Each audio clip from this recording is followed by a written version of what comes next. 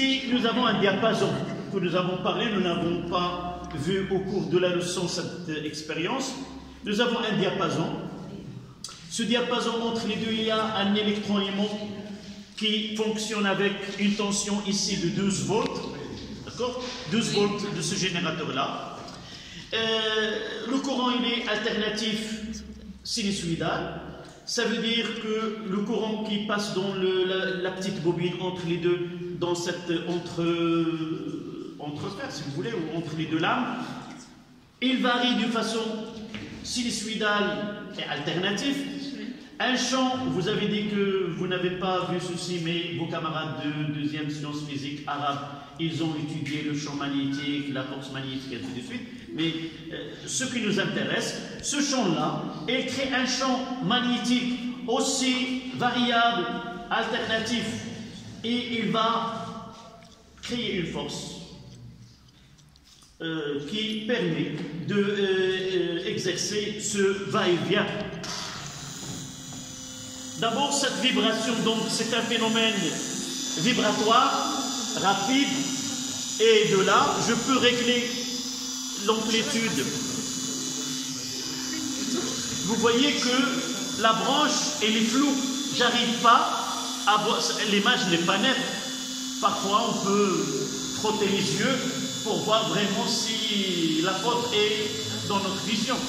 Vous voyez d'abord dans la lumière normale que les deux, le diapason et la corde, ils ont une forme floue.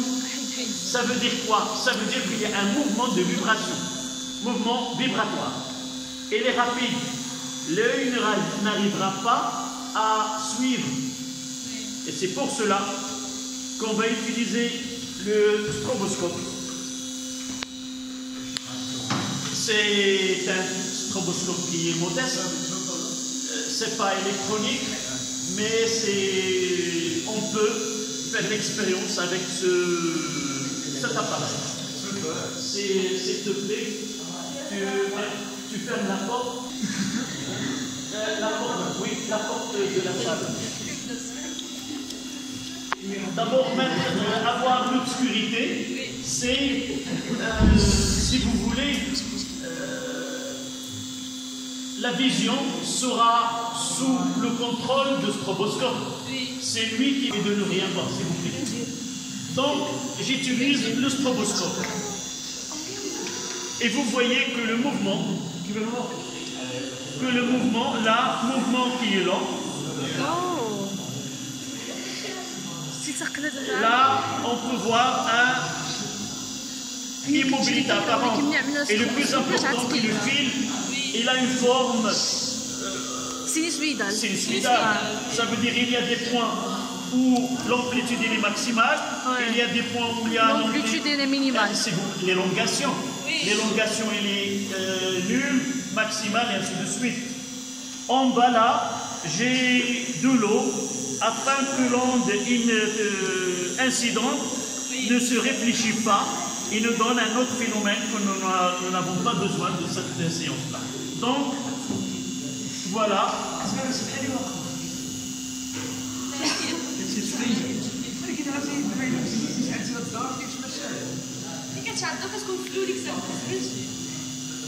Voilà, une immobilité apparente. Donc, voilà. Oui, non, il n'y a pas une synchronisation entre la lame et le fil. Je l'ai uniquement, j'ai fait un nœud ici. Mais normalement, on doit, vous voyez que vraiment il y a une. D'accord?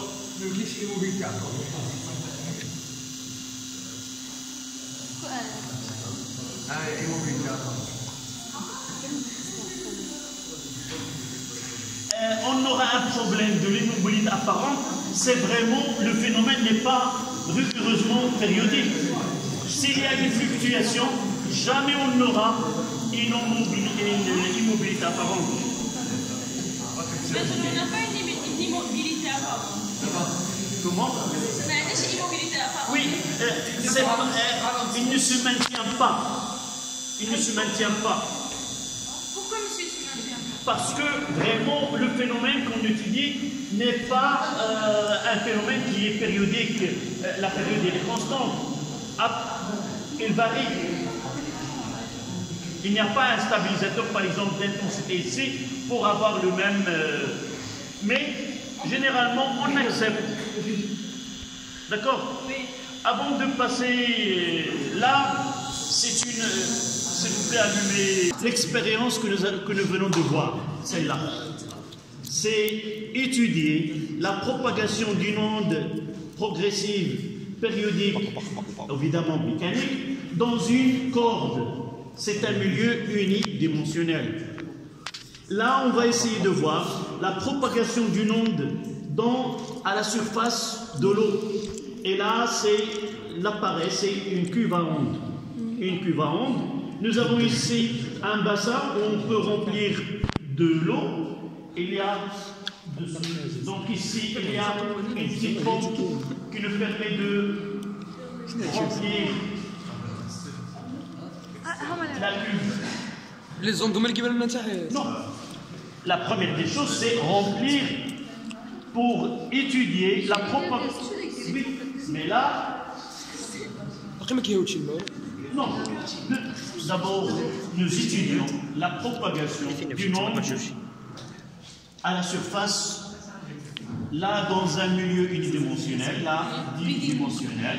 Et l'onde ici, vous voyez ce tuyau, à l'intérieur il y a une pompe qui nous donne de l'air, il y a compression et dilatation. Ça veut dire quand on souffle. Donc, de l'air, et de là, on peut, cet air-là permet de provoquer une onde mécanique progressive, et on va voir, elle est périodique, qui se propage à la surface de l'eau. D'accord? On va voir là.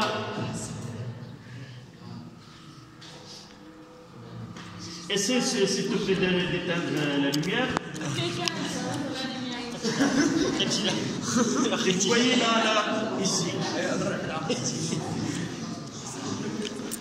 Vous voyez là, voici la source. Je n'ai pas parlé, vous voyez le phénomène ici. C'est quoi là? Ça, c'est un stroboscope qui est mécanique. Là, il y a une, s'il vous plaît. Là, il y a un disque compact où il y a un trou qui tourne avec une vitesse constante, oméga constante, vitesse de rotation. Et lorsqu'il passe ce trou avec la lampe, il nous donne de la lumière. Donc, il nous donne des éclairs qu'on peut là régler. Vous voyez ici que cette onde-là, il y a formation des ondes, des courbes circulaires, sont très sur l'onde, et nous voyons qu'il y a un mouvement qui est périodique. D'abord, elle est lente, et je peux même... C'est uniforme. Là, voilà la vitesse apparente, elle augmente. Je vais essayer d'avoir l'immobilité apparente. Oui.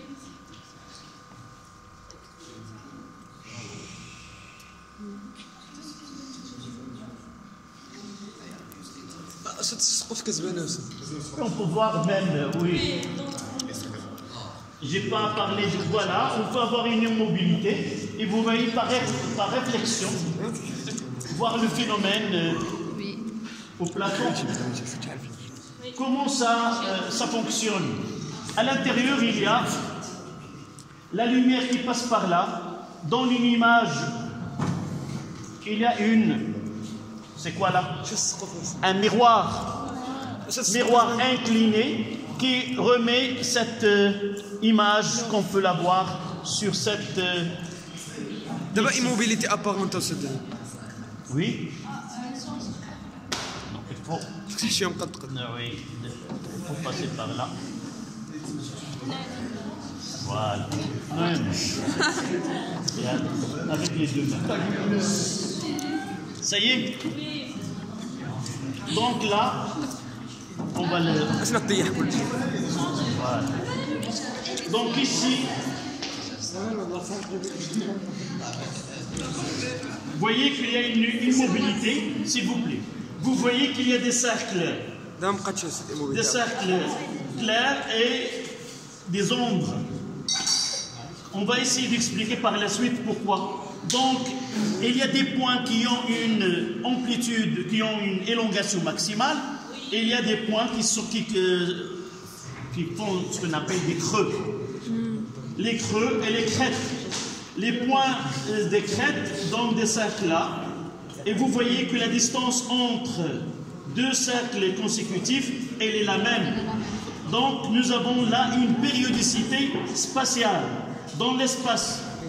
Et l'immobilité, si vous voulez, nous permet de dire que ces points-là, qui vibrent avec la même vitesse, puisque tous les points sont fixes, donc ils réalisent, nous avons dit que vous pouvez voir sans utiliser le stroboscope qu'il y a des rides à la lumière ordinaire. Vous pouvez voir qu'il y a des rides qui sont concentrées sur la source. Donc, je vais essayer de allumer là.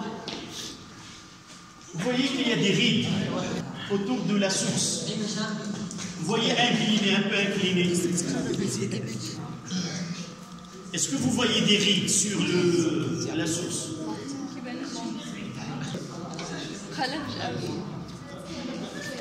On va essayer de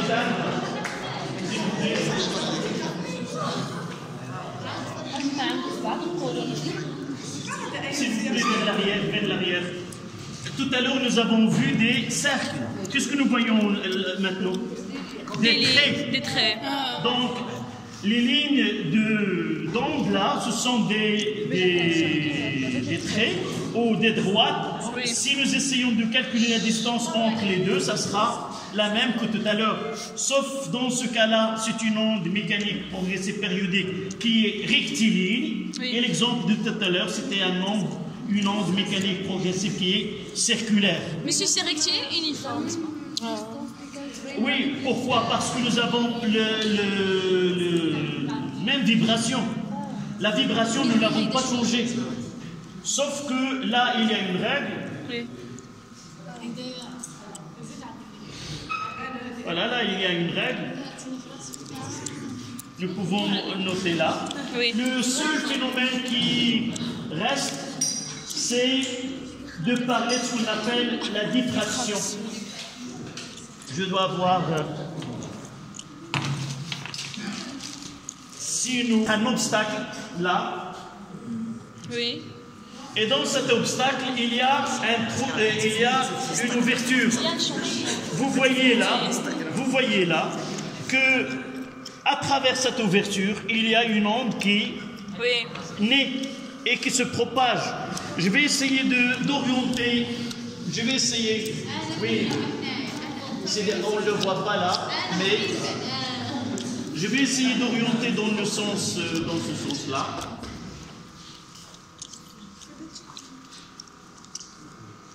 Il faut...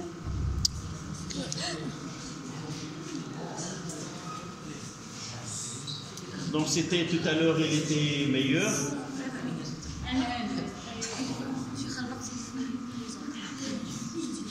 Voilà, on voit ici. Oui.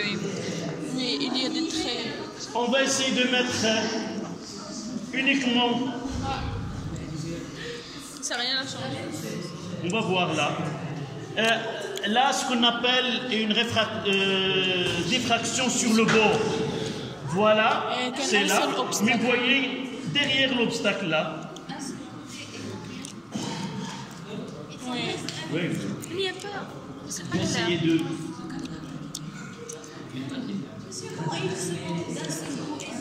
Là, vous voyez qu'ici, même derrière, voici l'obstacle, même derrière l'obstacle, il y a formation de l'ombre. Il n'y a pas, monsieur, donc, de changement? Non. Il y a de changement. Il y a, ici, il se trouve derrière. Ah oui. Il se trouve derrière. Je vais essayer d'orienter comme ça.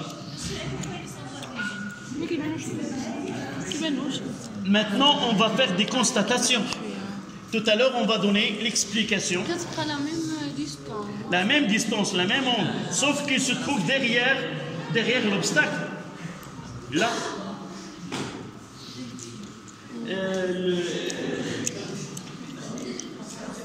Si nous pouvons voir en haut, et c'est difficile de le voir. Voyez là, sur le fond, le fleuve. Oui. C'est la formation des hommes derrière l'obstacle. D'accord? On passe maintenant